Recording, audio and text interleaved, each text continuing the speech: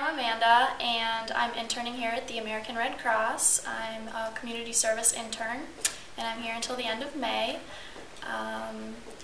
This month is Red Cross Awareness Month, so I'm excited to see what we're going to do here. I do a lot of things with the Red Cross. I've been mostly in the schools, and we prepare programs for the children, and we go in and do emergency preparedness, first aid, stuff like that.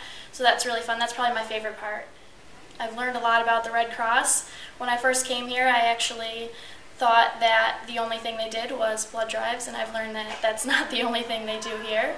So that was a big wake-up call. That was actually one of the reasons why I wanted to come here, because I didn't know anything about the Red Cross, and now I know a lot about them, and I really like what they do.